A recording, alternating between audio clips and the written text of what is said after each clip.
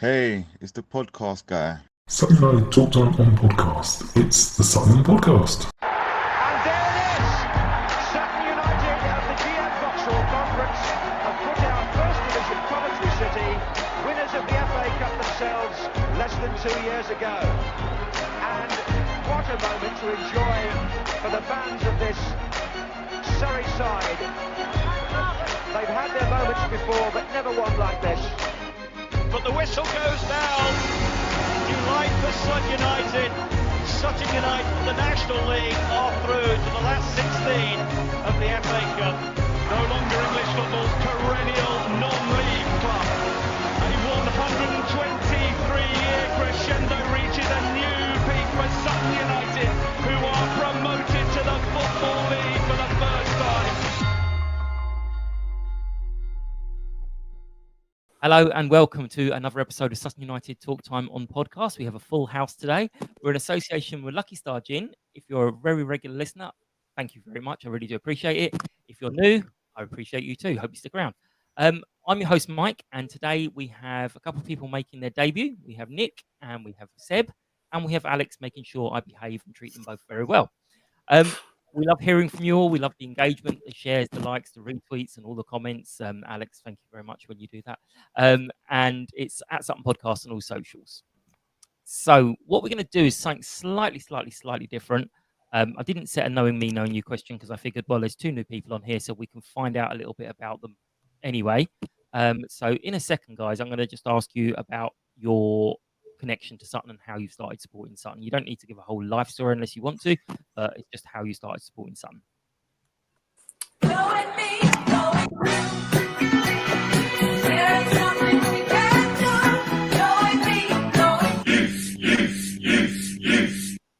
do love the way that Alex is dancing along to that. So good. Seb, should we start with you? What's your connection to Sutton and sort of how have you got so involved over the years? Because you got very involved. Yeah, very. Well, it was like 11 years ago. Obviously, I grew up in Sutton, and I wasn't really a big football fan as a young kid. But then it was 14-15, the 14-15 season, and obviously we just lost on Boxing Day, I think. And then Sutton went home on the 28th, and my granddad decided to just take me, see if I actually would get into football. And since then, kept going ever since. So, yeah. Yep, and you do the drum. At the Yeah. time, we were a little bit anti, weren't we, Seb? Yeah, at the beginning, yeah. I didn't say I wasn't going to give it a go. I said it's not for me, and then I changed my mind. But thank you very much. We will come back to the atmosphere in a moment because a couple of players did mention it. And Nick, over in LA, remind us what your connection to the club is. I mean, I said I'm from Sutton. Grew up there, went to school there. I moved to the States, getting on for 12 years now. I mean, I'd always look for Sutton's score stuff, but it wasn't the first team I would go to. But I suppose a few years ago, I mean, I came down to my. We used to play there as well. County little league games would be played at Sutton. So I remember playing once when I was young there on the old pitch. But I really got into them. I'm 23-24 season. I came to the Notts County game, the 5-1. I thought, well, this is good. And then, we all know what happened from there. But, But no, it's just, I love, I live here now, but sometimes, credit to the comms team, by the way, that they did at the beginning of the season, the part about if you move away, you never, the one thing I'd say is the comms team, I think the thing said something like, if you move away, you're afraid to admit it, but you always miss it. I mean, I would only take issue that I'm afraid to admit I miss that. That's great little town, great little place, great place. And you were over fairly recently for quite a while as well. I still family in the and so I come over visit them, and then try and coincide my dates with as many home games as I possibly can, and the odd away game as well. So, yeah. And she did say yes to me when I sort of ambushed her with a question, but did she enjoy the games? My daughter, yeah, she's she won't admit it, but I think she actually quite likes coming down. Actually, she's yeah. She was very polite. Each other like in Sainsbury's or something, and she was like, "Yeah, just go away, you strange man." Alex, tell us, remind us. I haven't asked. Oh, so we want to bore the listeners again with this. Yeah, well, similar to what's been said. I grew up in and around Sutton, so I started going with my dad quite a while ago now. And it just sucks you in, doesn't it? I mean, there were times it was National League South days, so we weren't very good. And arguably we're still not, but we'll come on to that, I'm sure. But it's just the community feel of it, and going down with, as I say, originally my dad, and then now my uncle and some mates as well. It's, even though I live in London now, it's never been a question as to whether or not I'd renew the season ticket that I've had for a while. It's so easy to get down, and it drags you back, doesn't it? Yep. Yeah, and you don't realise you're in until you suddenly miss a game. And you're like, oh no. Well, especially in the relegation season recently, where it was pretty obvious for quite a while. I know we rallied a bit at the end, but it was pretty obvious for a while that we were in trouble. And you just suddenly find yourself on the train on a Tuesday night and going, "Oh, I am going down again." And you haven't really thought about it. It's just second nature. Yeah. Standing there in the freezing cold, going, "Yeah, why?" Yeah, exactly. Yeah. Right, a little bit club news. The ladies team lost 4-0 to a very strong Saltine side.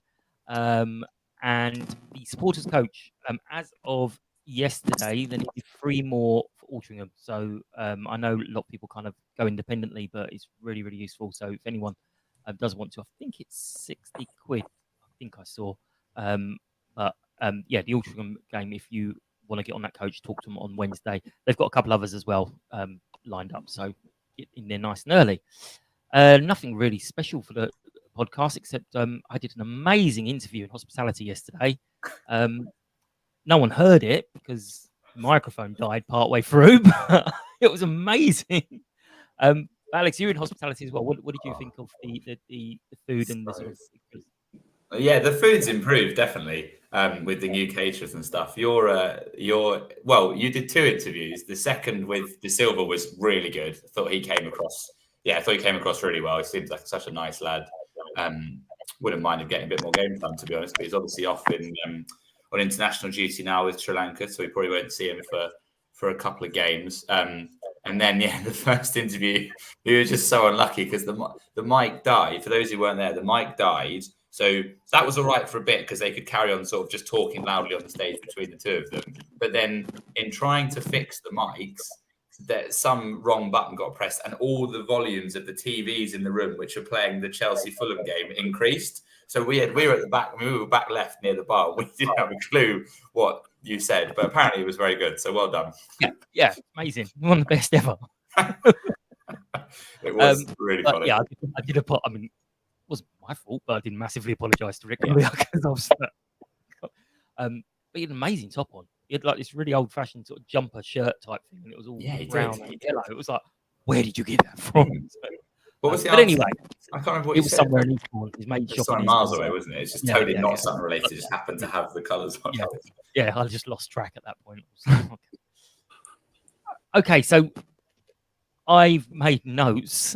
But this is going to kind of be all over the place. And I deliberately tried to say, let's not talk about every player. And I think I've got 10 of the 11 written down to say something about them, which is really harsh. But lineup and expectations. So going into the game, Seb, what were you thinking of? What were you thinking was going to happen? And was there any surprises in the lineup, considering we thought everyone was plague infected and whatnot? Yeah, I definitely thought we'd be missing a lot of key players with all the sickness bugs and all that going around. But when I saw it, I thought it's actually a decent lineup. I think we might have a chance of doing really well. And obviously, we actually did, which was kind of surprising for the first time this season. After, we have not been playing the best. But I think yesterday was definitely the best performance we've had so far this season. Excellent. And Nick, what about yourself? I mean, what time did you have to be up to watch it? It's 8 hours. We're 8 hours behind, so kick-off is at 7. I'm usually up at 6. I set the lineup, and of course, I get on the Twitter account. And of course, we've signed a new player. Hang on, is this like a sort of last minute thing because the sickness has just basically ravaged the entire squad? But I dare say we'll talk about him. He wasn't bad, was he? He was really good. But yeah, thankfully, I think Simps was the main absentee from what you'd expect to be the starting 11. But I was relieved at that. I honestly thought that we would tie. I hate to admit that, but obviously thrilled. But my expectation was, I think I predicted 1-1 on the score. For the score, yeah. Right, Alex, what about you? I was less optimistic. I just only because Carlisle have started really well. I think they were 11 points from 5 games, weren't they, before yesterday? So they've had a decent start, more than decent start. And then you look at our form with a relatively, I mean, we've had some injuries, but a non-sickness affected squad hasn't been great. Then you throw the sickness in, and I wasn't that optimistic, but yeah, I agree with what's been said. I was pleased to see the lineup was, I think, better than expected, given what was said on Friday about the illness and stuff. I thought it might be a bit more depleted than that. And actually, as we'll come on to talk about, it worked really well having some of the big names like Simper on the bench, because we never get to see that, really, him coming off the bench. He's pretty much always starting or unavailable. And actually, throwing him on for the last 20, 25 minutes was great. Yeah. Funny enough, he came off the pitch a few weeks ago, and he got a little bit cross about that. Well, yeah, but he wants to play. I don't blame him. I did see him after. He went, he went, leave me alone. I'm not used to being subbed. I actually went opposite. So I put that little team out on the fan hub, and I kind of was like basically saying, these are the players we haven't got available, blah, blah, blah. And everyone's going, I don't know why we've chosen Sandat. He's on loan. Vincent's suspended. Vaz is injured. And I'm like, yeah, not one of the players I put on there is actually available to us. But I did say, no players, no wins, team near the top of the league. We're going to win this, lump on. And we did. But just want to talk, first half, there was more talking points in the second half. It wasn't that the first half was awful, but there was some impact in the first half by someone who wasn't on the pitch. They were near the subs bench. They weren't on the subs bench. But Alex, talk us through your psychological impact on the Carlisle team. Okay, I think you might be slightly overstating the impact I had on the game. So I actually had forgotten that Mark Hughes, of great football fame, including Wales manager for a long time, and obviously Man United legend and all that. I forgot that he was the Carlisle manager, and I was reminded of that on my journey down to Sutton yesterday. So I decided to Google him and found out that his full name is Mark Hughes, which I did not know, that Leslie was his actual first name. And all that happened, Mike, in my defense, was every comment, and there weren't that many, but whenever comments were directed at Mr. Hughes from me, they were prefaced or suffixed with Leslie. So, for example, shut up, Leslie. Sit down, Leslie. Just that kind of stuff. And he bit and was rattled very quickly. But look, if he's focusing on us rather than the game, then that's only to our advantage. So yeah, I can't repeat what he said because it's a family podcast. But there was one cry of "sit down, Leslie" that didn't go down very well. You can leave out the swear words. Oh. It's not my finest moment, but it's not his finest moment either. Yeah. And what's more important, he just told me to shut the F up. Yeah. Which, to be fair, he is well within his rights to do. If you've got some yappy idiot behind telling him to shut up and sit down with his name that was given to him by his parents. That kind of thing is only a big deal and made out of that if the person doing it suddenly gets all umpy and going, "Oh, you can't tell me to do that." He was well within his rights to say that. I lobbed it. You lobbed it back. Okay, fair enough. Definitely. It might explain the slightly churlish comments post-match interview when he came across as right pissed off. He was pissed off. Yeah. Good. Right. So there was a few bits, but I wanted to talk right at the end, and he'll hate this, but Nada's good chance. I spoke to someone in the bar moments after, and we came up with an opinion, and I think that opinion was borne out. But Nick, what did you think of that chance by Nadders right at the end of the first half? I mean, I felt for him so much. You could tell his body language. He's really feeling it at the moment. I mean, I'm confident. We all know he's a great player. We saw in pre-season he was putting them away. He just needs that to go in and to be on a run. But he's cut a very, very frustrated figure of late. Is, like I say, his body language is really spoken volumes. And I was just willing it to go. But it'll come. I mean, what they say, class is form's temporary, class is permanent, and it will come. So, well, you touched on one of the points that was made by Nick Williams actually, and he said he felt that service that Nadders had been getting recently wasn't the greatest. So probably he wasn't snappy enough, and obviously he's been ill. So he had a little bit too much time. Seb, would you were at the other end where I was, so my sight failing. But how did you see the chance, and what did you think?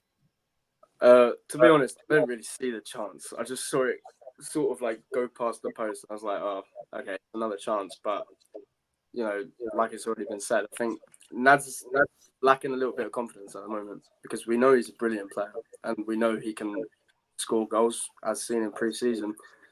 But I think maybe yesterday should have maybe been put on the bench and let Njoku play up front because he was brilliant yesterday as well. Obviously, maybe he's just feeling a little bit of the sickness bug on him a bit much yesterday, and probably why he wasn't the best on the field yesterday. Yep. The other thing that we said, Alex, is had we scored right on the stroke of half time, would that necessarily have been a good thing? Because Carlisle would have gone in, focused on right, blah blah, and they would have come out probably a lot better. So talk us through your view of the good chance and whether you think, in hindsight, that's a. I am much to Leslie's delight. It started raining about 5-10 minutes before that chance, so we actually went behind that goal where the chance was before moving to the other end for the second half. So we were right. It was right in front of us. And I think to call it a good chance is a bit generous. It was an absolute sitter. And I think it's okay to call it that. You know, I'm not having a go at Nadders by saying that. I agree with what's been said. It was, he is lacking confidence. His body language was quite down yesterday. I mean, fair enough if he's feeling rubbish because he's been ill and obviously he's frustrated to not score and stuff. I like Nick's point that once one goes in, that will perk him up and hopefully he can build off that. I'm hopeful that's true. I'm sure it will be. I'm not sure I quite buy it was a bad time to score argument, but look, if that's the chain of events that led to us winning, then I don't care. I'm sticky with that because if we'd scored, they would have come in and come out with a whole different attitude. So in that case, well done, Nadders. Yes, absolutely psychological. You see, he's an intelligent player. I've always said it. But we did come out second half, and even Mr. Hughes or Leslie said that it was a different side focused. They didn't come out at all. We came out really well, and we took control of the game. I mean, when did you think? We'll start with you, Seb. When did you think of this half is going to be a good one? We're gonna get something here. Don't say when David's goal went in. When Pruti's goal went in. You talking to me? Yeah. Oh, I think it was just the start of the half. It just looked a little bit more positive than it was in the first half because I'd say the first half was a bit boring from both sides. Like, minimal chances, mainly Carlisle, but once we got, it was from a corner, wasn't it? So I guess once Pruty scored, the momentum followed after that. And and I think atmosphere second half yesterday was really good. Like, my arms are still aching, personally. Yeah. I think that was sort of a key factor, but also, obviously, don't know what was said in the dressing room, but it looked like the performance-wise, that second half, at 45 minutes, was the best piece of football we played so far all season. Yeah. Alex, do you agree? I mean, all right, we'll say it was improved because he scored quite early. I actually came out, was walking along, and went, "Oh, I'm going to film this because we're going to score."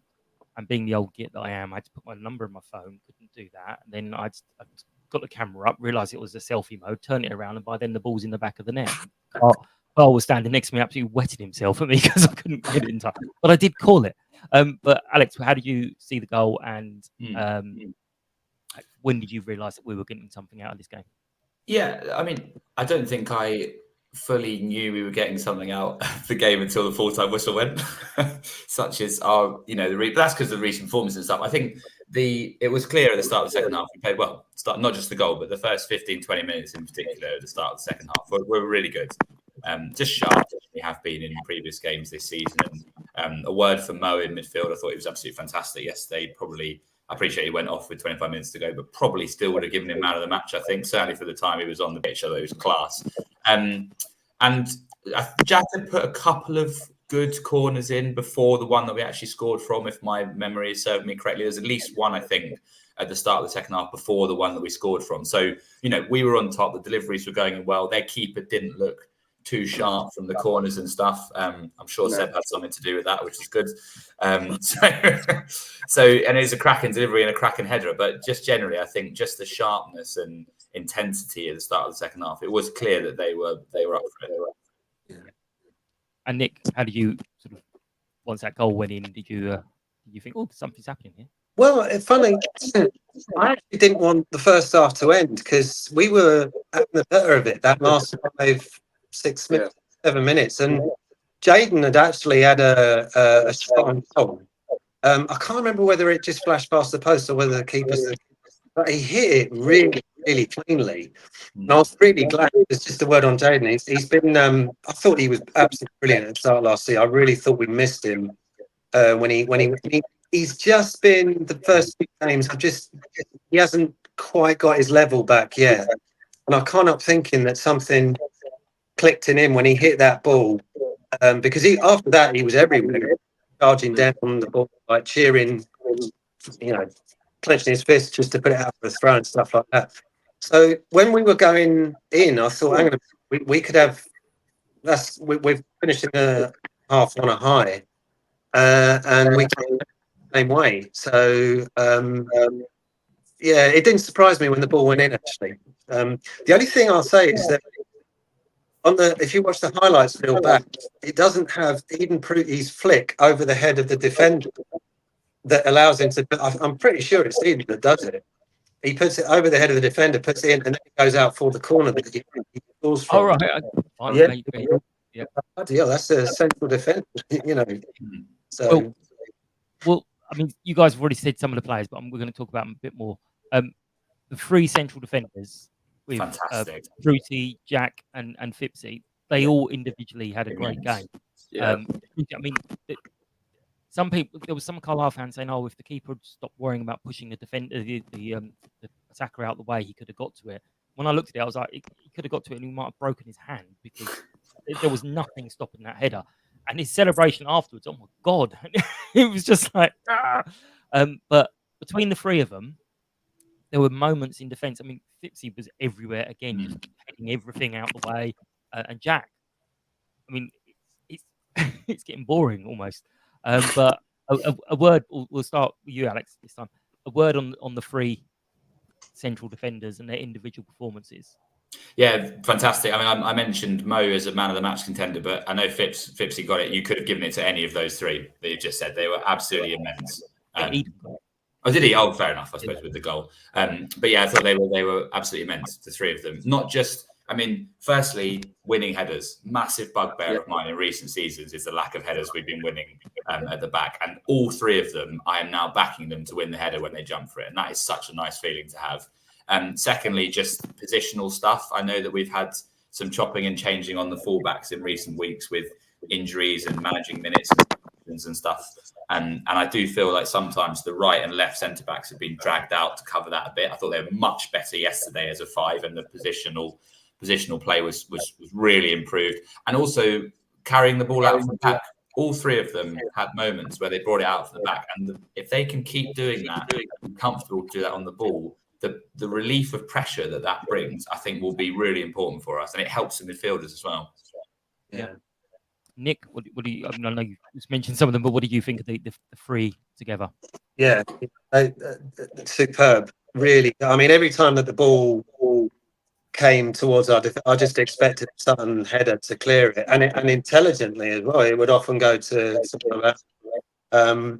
I think Steve mentioned it in his interview. The only thing about Jack Taylor and his carrying the ball out of defence and sort of is that somebody can come for him and take them from us, and it's one of those things. Maybe go under the radar, be a bit less conspicuous, if you can.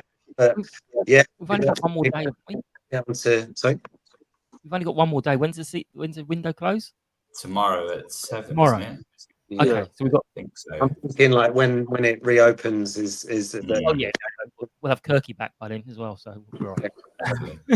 But yeah, credit to the Academy for bringing him. And also, I saw maybe but Junior Eccleston getting down because he made an error.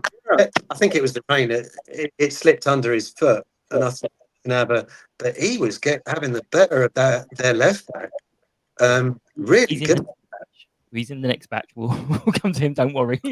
But Seb, what did you think of the free defense? I mean, there was one moment, and I've spoken to him, and I said it's boring, but in the first half with Jack, where he was defending right in front of us, and he almost ran over the ball, stopped it, turned around, and came back to take it off the attacker. It's like, you can't be doing that in professional football. But what did you think about the three of them together and their individual performances? I think they've been fantastic so far, especially yesterday. I think they've got a chemistry at the back, which I've really quite seen recently. Like Alex said, they win a lot of headers, and two of them have already scored goals from corners, which is another bonus. Which is great. Which is what we need. We need goals. But I think yesterday, not just them three, I think the whole back line in general, including Junior and the new one, Noah. Bhutan, isn't it? Bhutan. Yeah, they were all fantastic yesterday. And obviously, Carlisle's attack is really experienced Football League. They scored a lot of goals. Like Reagan Linney's already got 5 this season. And he had barely anything. Even Jacko was making a lot of saves from him. So I think overall, the whole back line was perfect. And especially those three in defending Carlisle corners, absolutely perfect. First ball every time. Yeah. Well, we'll do the free half batch together because although you've mentioned it, Nick, I think they gave a performance which was good, but as expected now, which is not a problem for Junior. But basically, Junior has come in. Everyone's like, oh, he's academy. Let's give him a little bit of leeway. And all of a sudden, he's banging out these performances, which is going to be a problem because people are going to be going, well, actually, we want you up here now all the time. But Junior, Jack Wadham, and Simo, all great, but not unfortunately, but there were others that caught the eye a little bit more. But what did you think of those three? I mean, Simo kept us in it a couple of times, Nick. What did you think of those three in general? Jack Wadham, Jack Sims, and Junior Eccleston. I already mentioned Junior. Yeah, I mean, credit to the academy bringing these players through. Simo, I mean, that save, what was it, in the 86th, 87th minute? He put it out. I mean, to be able to save it, but also put it out away from a danger area as well. That might have been a turning point in the game, actually, because had they scored then, what did they score in the 93rd, 4th minute or something? We would have had to defend a lead for a little bit longer. And I wonder whether, so that save, other than that, I mean, a lot of his saves were straight at him, but that save was absolutely superb. And yeah, Jack Wadham, right? They put the ball in right where it needed to be, flick on. So yeah, to a man, superb. Yeah. Seb, I think with Jack Wadham, not a problem, and in any way, shape, or form. But he's a good player, and I just think he needs to understand he can be really good and go, this is my pitch. I'm going to take control of this game. Just have that little now. This is me now. But how did you feel that those three again played really, really well? But I don't think anyone's spoken to about any of them as any man of the matches, but they all played 8s or 9s, I think. Well, like Nick said, Jack Sims' saves were pretty much right out, except the one right at the end, which I didn't really see because I was too busy trying not to wait for them to concede. So I just had my head down the whole time. I just didn't want to hear it, just waiting on full time. But Jack Wadham, I think with him, he's an exceptional player, but he just needs to have a little bit more confidence in what he does on the pitch. Like maybe take a bit of notes off Simper, and he could do a lot more. Like obviously, doesn't really go up that much, but he could score a lot of goals like Simper does, and he's a good drawing back midfielder as well to help out in defence. And Junior Eccleston yesterday, some of the tackles he was making, especially the one down our end in the second half, where I think it was Linney on the right, slide tackle, and he fell into the barrier and he broke it, didn't he? So he's a brilliant player and he gets up a lot. So I think overall, those three players are brilliant. And I think Jack Wadham just needs a little bit more confidence than he thinks. Yeah, I mean, he sets himself really, really high standards because I remember Alex last year against the Man United under 21s, he scored and he didn't celebrate.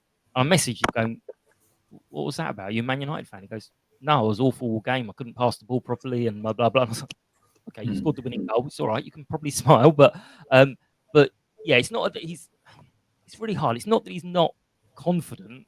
I think he does everything right, but I think he could just go that little oomph. But then, as Nick said, if all our players go that little extra oomph, we won't have any left. But what did you think of that trio in particular? Yeah, just one brief point on each of them. I agree about Jack Wadham. I think particularly that applies when Simper's not playing. About both the point that you and Seb have made about him sort of stepping up and being the main man when Simper's not there. That's what I'm looking for him to do. I think he'll do that. He's got the talent to do it. Sims, really, I'm in danger of sort of taking him for granted because, I appreciate what we're saying about the saves being straight at him and stuff. And you're right, he didn't have that much outstanding stuff to do yesterday, but every save's clean, doesn't spill them, doesn't do anything stupid with his feet, gets the assist for the second goal. Let's not forget as well, there's a cracking area to put that ball in where the keeper didn't know whether to come or not. And he's just so solid every week. He's a class act. And then Junior, yeah, it'd be really interesting to see. And I know we need to manage Jonesy's minutes on the right-hand side. And look, he's the captain, so he's going to be getting most of the starts. But how great is it that we have not just a fantastic, I don't want to call him a backup, but a rotation option when Jonesy needs a rest and someone from the academy is just great. Yeah. Only thing with Sims is poor ankles. Yeah, so funny. A whole half without needing some kind of treatment. Gets a lot of cramp, that man. Yeah, poor boy. Right, we briefly mentioned Noah. No one knew it was coming. I definitely didn't know it was coming. Buggered up everyone's 11 out of 11s on Fan Hub, but it was, great game, settled in really, really well. And you think, Christ, if he's that good on day one after, I think we signed him on Friday, but we didn't announce it. But yeah, if he's that good, there's some big things to come from him. But the three, highlights didn't score, but Mo, Jaden, and Brandon. Seb, just a quick word for each of them. I know this. I mean, basically, we won one game, but they did all play so well. This is not just hey, isn't it the greatest thing in the world? But they all played really, really well yesterday. So have a word on each of them: Joe, Jaden, and Brandon. I think they were all outstanding. That's the word. That's the word. Fair enough. Alex. Do I have to pick one word, or can I have more than one? You can have more than one word. I think Seb's right. It's very easy to summarise them all outstanding. Yeah, Mo, look, as I said, fantastic. That's the first time I've seen him live, and I just thought he was everywhere. But strong as well. He's not a tall man. He's not a big man, but strong and puts himself about and gets his body in the way, but good on the ball as well. I think the prospect. I know we didn't see it yesterday because they came on and off at the same time, but prospect of him and Simper playing together in centre mid, I'm excited by because not to characterize him as one thing, but if Mo can sort of do the dirty work and win the ball back and give it to Simper, that's a good combination to have. Jaden Harris, best game in the Sutton shirt, I thought yesterday. Nick's touched on it. I think there was, they're right. That snapshot he had that was saved by the keeper at the end of the first half was a springboard for a fantastic second half performance. Running and pressing and a few tackles, it's sort of in their left back and right back slots when they're looking to get out and put pressure on us, that he tackles out for a throw in and gets the crowd up. And I thought he was excellent and unlucky to not score yesterday as well. I thought he was best game in the Sutton shirt. And who was the other one? Oh, Brandon. Again, probably the same. And I appreciate he's had fewer games in the Sutton shirt, but again, his running of the channels and his hold-up play is so good for not a big guy, but he's a strong guy. And, I don't think the playing him and Nadders together quite worked yesterday, but I thought he was the main man. And I thought that is a credit to him, because it'd be so easy for Nadders with, his longer time at the club and stuff and being a more experienced player to be the main man. But I thought it was Brandon yesterday. And again, unlucky not to score. I thought he had a cracking game.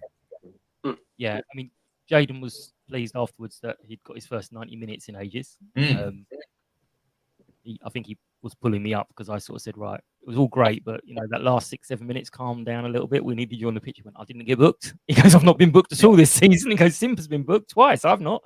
And then he said, it's my first 90. And I was like, okay, fair enough. But Nick, what did you think of the trio? I know you've mentioned them already, but I'm a huge fan of Jaden. I'm confident this is he's up there. Mo Dabra, he was everywhere. He got a player booked in the first half because he was away. I thought he should have himself got a booking for a tactical. Maybe the ref did us a favour there. But fair play to him. Brandon, I'm slightly worried because he go off injured. I'm just hoping that it's nothing serious. I'm hoping it was just cramp. Because like you said already, that he's not a big guy, but and of course the defender that's marking him, Thomas, I think was his name. He was, but Brandon could always like lean into his chest and sort of put him off, and he's a real handful. He's like running the defence and chasing lost causes, and he's that often turn into chances and stuff. So well, where I was, some of the slightly older supporters, they took great delight in his shit housing, basically. Whereas it was like, we like this guy, we like this guy, and told him afterwards, and told David, who we'll talk about in a sec, afterwards, and he was like, oh, you not like that? Oh, we love that. So more of that, please. But also the second goal, David's goal. We're not going to dispute anything about this goal at all. It didn't come off his arm. It didn't come off his arse. It was a beautiful, beautiful goal. Seb, talk us through that long ball merchant goal. Oh, Jesus. I don't even know. I just saw it because I was turning away because someone was nudging my arm, and I turned back and I saw it was just going over the keeper. And I was like, oh, damn, missed it. But no, I think it's a brilliant goal. I mean, he's on his own over there, and the keeper's rushing out. The one thing that was going to come to your head, just chip it over him and just hope it does go in. And I think it was a brilliant goal. And the backflips after, first class. Well, I don't know, that landing. In the air. Yeah, in the air, it looked great, but the landing, come on, even Rosie was sitting there going, oh, we could have fallen then. But Alex, what did you think of that? Hang on, Alex. I've seen what you thought of that because you're in the picture. Yeah. So I think what's happened there is that Paul's taken a cracking picture of David mid-air, upside down, during the backflip, and you can just see my face gone from like bedlam and cheering to just open mouth, like just shock at the celebration. And I don't know, I did feel a little bit old actually afterwards, because I was like, oh, your ankles. Don't get injured. But look, the goal, as we touched on earlier, cracking ball from Sims, really judged the length so well, where the defender didn't know if he could leave it or if he could head it back to the keeper. Keeper didn't know whether he could come. But despite all that, you still have to be sharp to it. And David was so sharp. And then to have that presence of mind to get there and then produce a finish like that was just a real moment of quality. And just bedlam in the stands, because it's been a while since we've been 2 goals ahead in the game. And that, I appreciate they put one back later, but when that went in, that did really feel like we were going to win. And that's a great feeling. Yeah. I mean, Nick, Alex has already said, it's the decision making at that moment of, do I try and take it round the keeper? Do I try and blast it past the keeper? Do I lift it over? I mean, to make the right decision in that is just split second. But how did you see it? And you had the benefits of replays as well, didn't you? Yeah. Oh, actually, on the zone, we're not it doesn't get replay. It was weird yesterday. At the end of the game, it was replaying certain plays, but only from the 80th minute or something like that. So I had to. But no, it was bedlam here in northeast Los Angeles. Well, at 7 a.m. or 8:45 or whatever at the time it was here. So and my wife, so they scored again. I mean, with the back, I actually could see it coming, and I was like, don't do it. We might already have lost. We might already have lost one player. We could lose another one. And but I was really, but yeah, what a shot that Paul got of that upside down. There was some criticism of David afterwards of, do you not know where the cameras are? Why did you run away from all the cameras, run towards the cameras and do these things? What are you doing, man? But yeah, so first win of the season. And the reason this has gone on so long is it wasn't just a win. It was a good win. There was no kind of excuses that anyone could give. We won the game. There's a lot of adversity before it. They were doing well. I did say last week the run starts against Carlisle. So hopefully we're on there. Nick, you've mentioned a couple of times Leslie's interviews. Now, there was one thing I did sort of pick up on. Obviously, no manager's ever going to really go, yeah, we were beaten. I mean, Steve did, actually. But it was about the injuries. I know I've said before, I wish Steve would be a little bit more open because we care about the players. But Hughes just absolutely shot that question down. It was, any word on these injured players? No. Yeah. But what did you think of both his comments and in Steve's comments about the match? I mean, Steve thought it was fantastic. We should have been out of sight as well, I think he said. Yeah, I think he was right there. We could have had, there was a goal mouth scramble. I thought their keeper was shaky as well. If I was a Carlisle, I wouldn't have had much confidence, and we might have got a few more. Yeah, Steve, he deserves that. I mean, you can tell he's been put through it's been a difficult month. And he was magnanimous. He gave the credit to his players Arky. Well, that was his player name, wasn't it? Leslie's manager, Leslie. His no, it was. I had an ink. I remember him as a coach when he was in the Premier League. That he always came across like really churlish, and I looked at his post-match interview and I thought a little bit, and I'd have to watch it again. He was saying that Sutton he might have used the expression likes of Sutton. I'd have to check it again.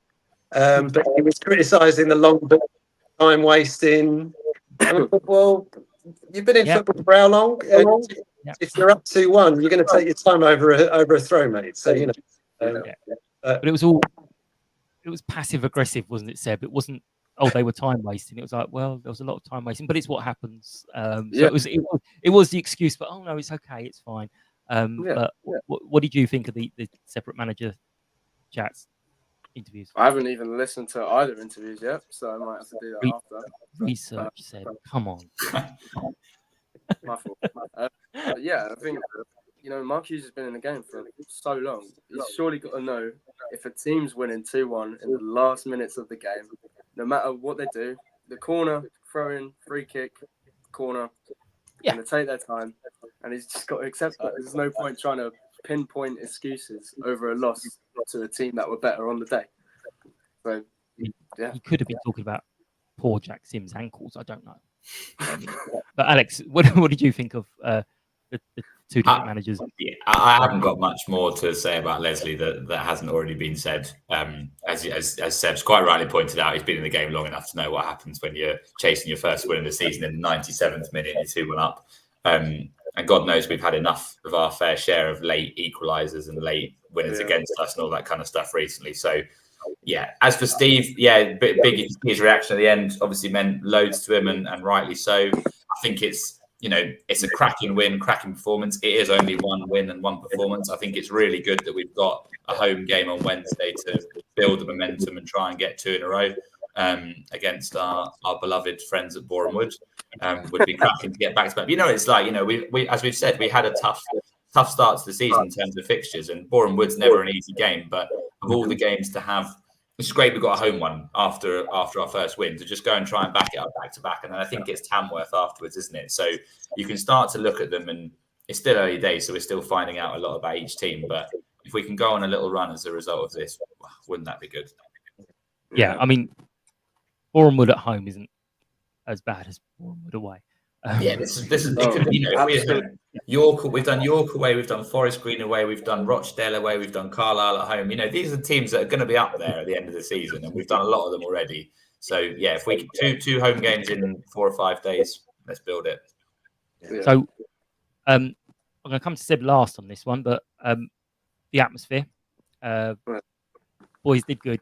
He's going to get all embarrassed now. The boys did good. I don't know how much it came across on the broadcast, Nicholas, but could you hear the noise behind the goal? Yeah, beautiful.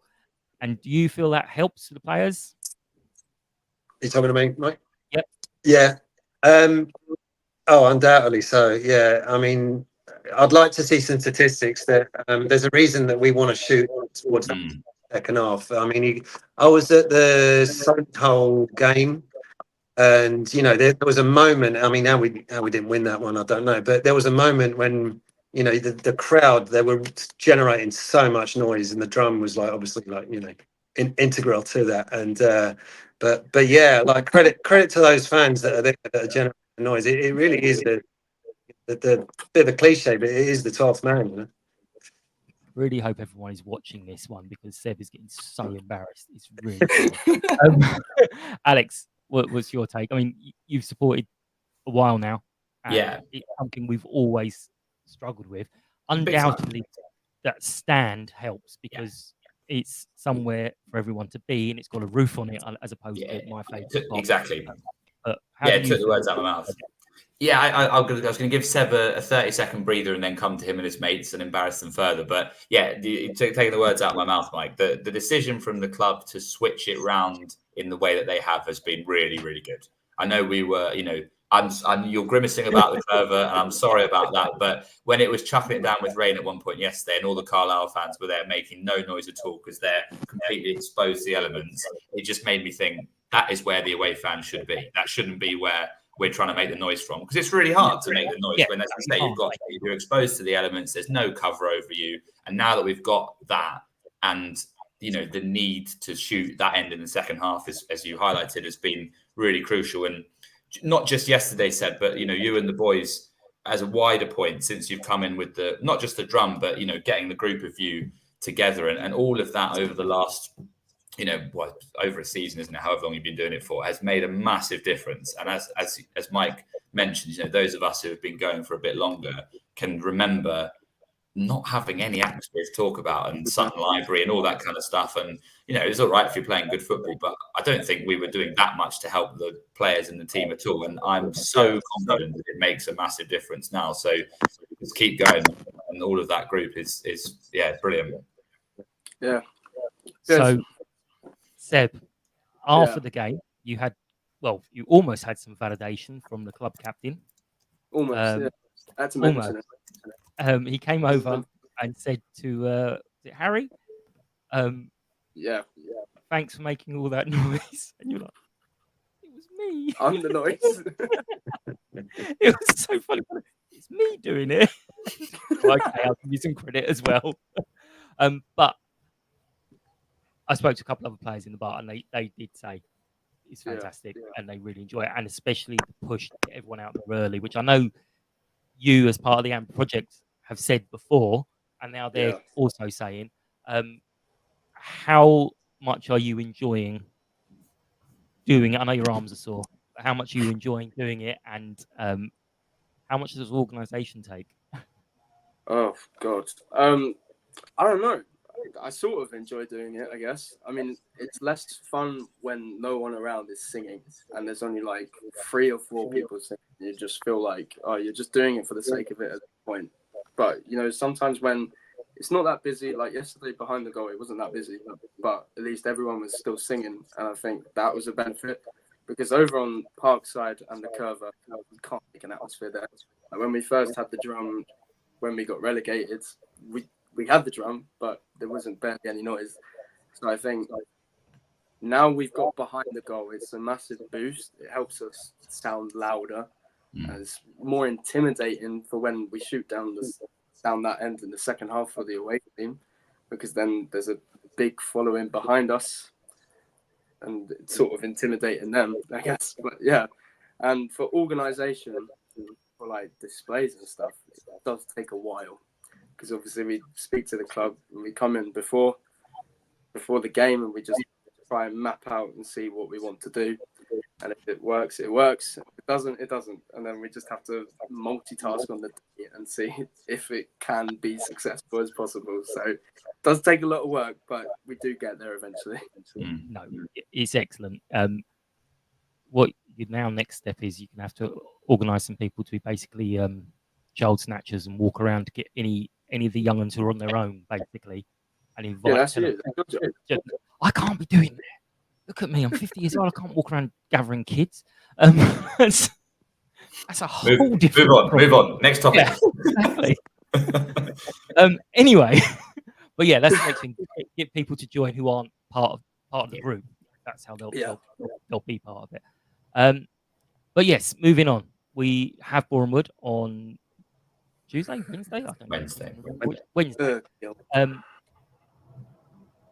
So how do we stop Matt Rush? First of all, I have told Jack that he's got to stop Matt Rush, and he said he will boot him. So we'll see what happens there. But Alex, how do we stop Matt Rush, especially, and how do we win the game against Bournemouth? And what is Alex's prediction?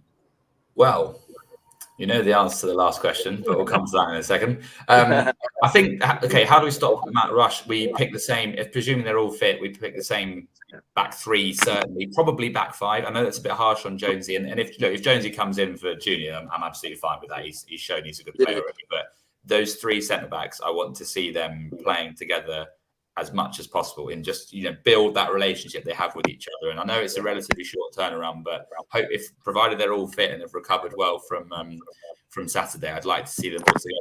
And in terms of how we win the game, that applies throughout the team. I won't begrudge a few changes because it is a midweek game, but I want the system to be the same. I want the players who, let's say, for example, he wants to get Simper back in the team. I'd like to see him probably come in for Jack Wadham. That's not because Wadham's done anything wrong, but I just want a like-for-like replacement so that we can keep the same system and try and build some consistency of selection and in-game tactics to try and get the players gelled and understanding the system that they're playing. Mm-hmm. And 4-0 to Sutton. Optimistic. Every week. And Nick, what do you think? I mean, again, you don't change your win. Maybe you'd bring Simpson for Jack Wadham, but he might have stated Jack after yesterday. How we stop Matt Rush? We might not be able to. Don't think anyone will begrudge him scoring, but we can score more goals than them. I mean, our centre halves are scoring. Nadders is going to score sooner rather than later. Do a goal, and we've got goals coming from all over. There's no sort of we're not as wholly dependent, seemingly, on say Will was just getting all of our goals all last season. It does seem to be that they're coming all over the pitch, all over the park. So I'm going to go for 3-1.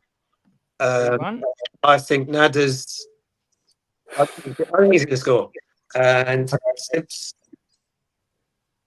and Jaden. I think Jaden's got a goal in him as well. I think that's coming. Well, don't forget. I should have said. I think Alex, you do the league as well. You can change it right after all. It's always 4-0, Mike. Seb, I don't know if you're in it or not, but what's your thoughts on Wednesday and your prediction? It's definitely a Sutton type of thing to lose to Bournemouth on a Wednesday night. Definitely. Like, I've always hated Bournemouth since they beat us in the playoffs in 2017. Ever since then, I always consider them to be a bit of a bogey club for us. Like, we either get one win and then we can lose a lot more to them. And sometimes we just don't even play the best against them. But recently, you know, we've done quite well against them. But I'm not going to be optimistic. I'm going to play it safe and go for a draw, I reckon. Because, yeah. Come on, man. It's just Bournemouth. Anyone else will go for a win. That's too fair. That PTSD from that playoff day is high. That was a bad day. That day. 100%. We never. But it's not. I mean, it wouldn't be the end of the world to back it up with a draw. I mean, obviously, I'm not going to predict a draw, but it wouldn't be the end of the world. I've gone for a 3-0 because I'm not quite as confident as Alex, but I'm more confident than Nick that we're going to keep a clean sheet. And AI, who actually got it right apart from the goal scorer, has gone again for a 2-1 win. So we'll see. It's gone with David to score again. But I'm not entirely sure if it's just gone, hey, they won their last game 2-1 and this guy scored, so I'm going to do that. Who knows? But I don't care. But yeah, don't forget, you can still join that prediction league. It goes on all season and there's loads of points available, so don't think like you've missed out. But gents, thank you very, very much. We're going to wrap up this episode of Sutton Podcast. As always, we appreciate everyone's attention and feedback, especially for Joe. I was going to say get involved in the Knowing Me, Knowing You segment, but I didn't do it properly this week. But I'll tell you what, Seb asked me a question the other night of who do you think our rivals are? He doesn't remember it much. So anyone who kind of wants to put in there, who do you think our rivals are? And I can almost guarantee I can guess people's age depending on the answer of that question. Sounds like Seb's going to say Bournemouth. No. Seb was also struggling the other night. But, that might not have been for the question. That might have been for something else. Do you know, Bournemouth thing's just personal. Yeah, Seb's going to be 18 in a couple of weeks. Yeah. Happy birthday against Tamworth. Yeah, on that point of who our rivals are, on the screen yesterday, Carlisle was shortened to Car, and I kept thinking shortened, and I thought, can the people see that as well? Is that what's Yeah, well, that's what I mean. Is there are people who are Frakey's age who will say Tooting and Mitcham, because way back in sort of 60s, early 70s, Tooting and Mitcham were big and we were big. Then the next phase would be Carshalton or Kingstonian, sorry. Then Carshalton, will switch them around. Then we got people who will say it's Bromley, because just we happen to be close to them. Then Wimbledon, which is just weird. And now, but my answer to Seb was, we don't really have any, because the historical rivals we've kind of left behind, and others we don't really care that much about. I mean, I know Bromley care a bit more about us than we do about them. I don't care about. I think we should start one with Bournemouth. Or Crawley, Woking. You need fans to have a rivalry. You need people we have fans, they don't. But you need people to sing against. There's no point in doing that. Might as well just do Carshalton again. Anyway, follow, like, share this episode on all social medias at Sutton Podcast, and subscribe while you're there, and any of the things. Give me the thumbs up on YouTube. Thank you to the panel, Seb, Nick, Alex, and thanks for listening. I hope you've enjoyed this episode. Take care and catch up soon. Bye-bye.